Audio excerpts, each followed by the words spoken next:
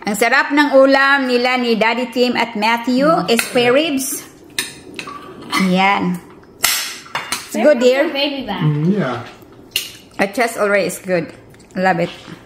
Spare ribs or baby back? I don't know. Spare ribs, baby back.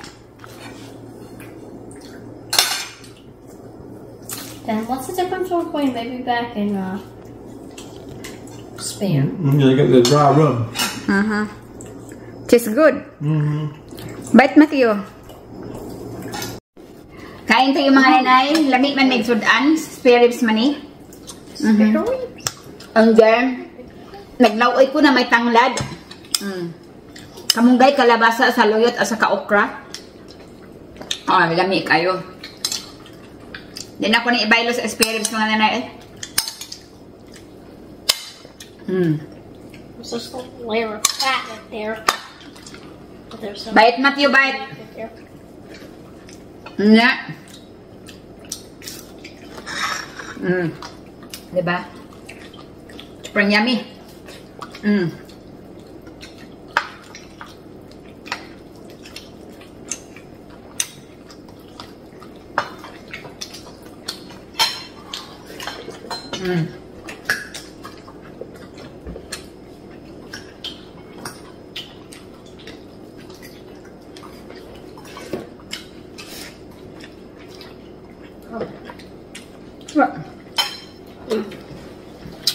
Sodium that you bite.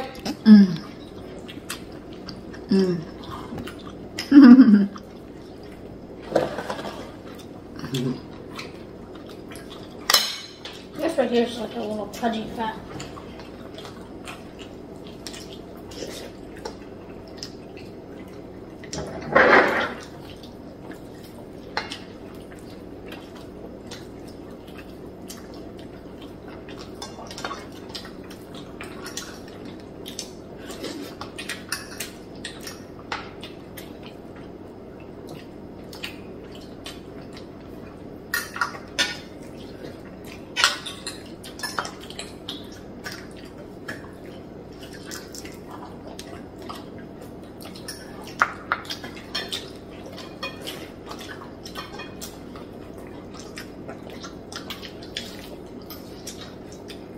Bite.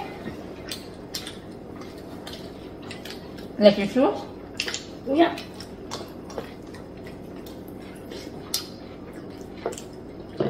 After this, I need one more. Okay. We have more down there.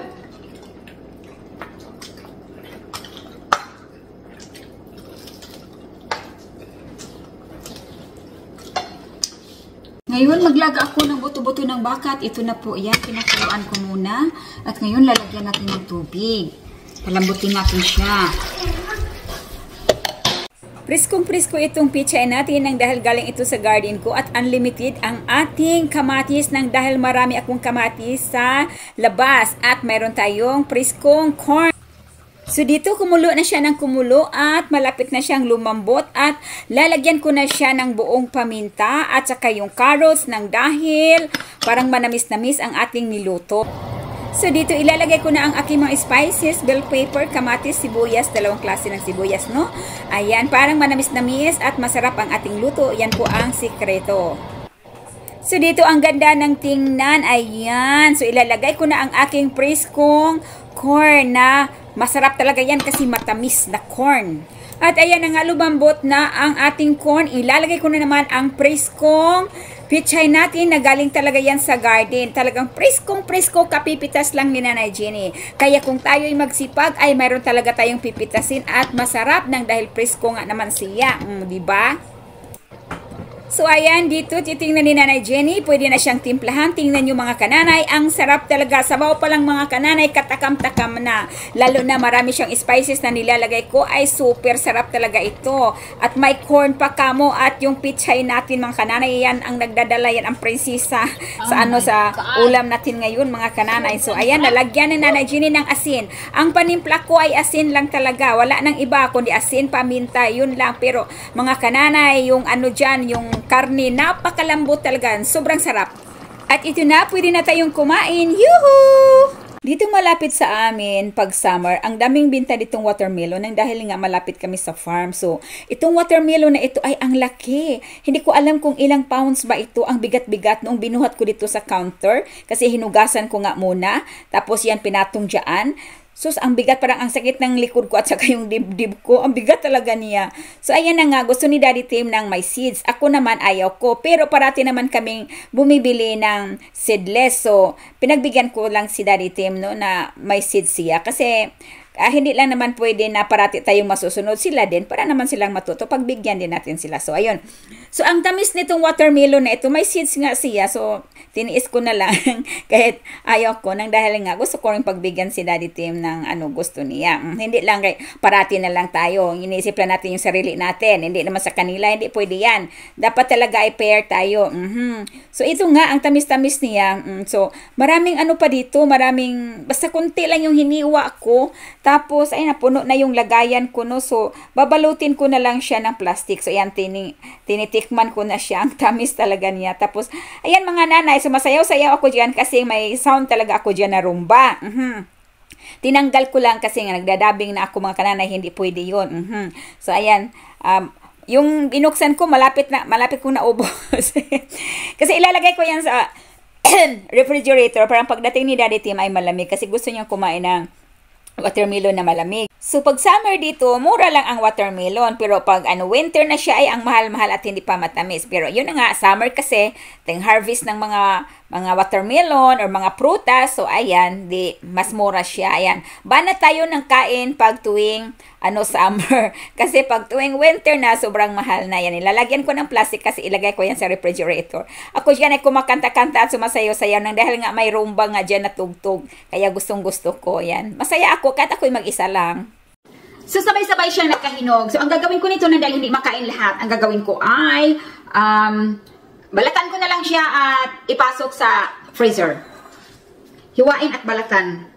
Paano ba ito eh? Hindi man ako eksperto nito mga nanay, no? Kasi sayang kasi kung hindi natin anuhin. So, balatan na lang siya at ilagay sa ziplock. Ilagay sa freezer. At saka gawin natin shake.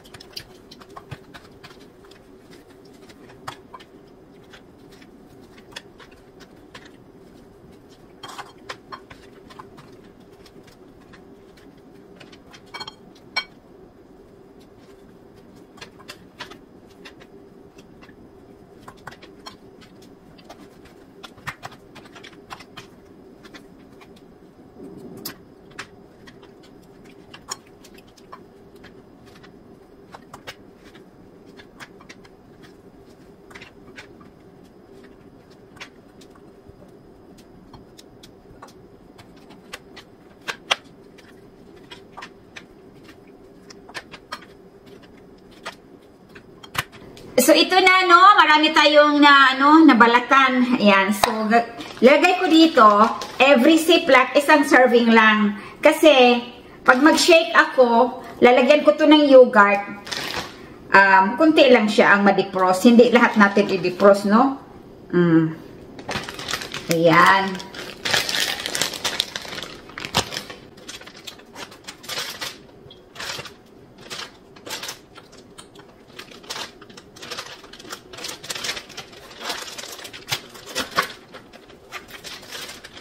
Kamayin natin ito. Ang tagal eh.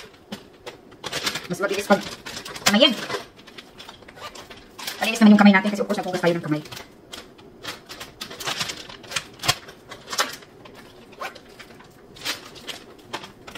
Lagyan ko ito ng yogurt. Kasi parang hindi masayang.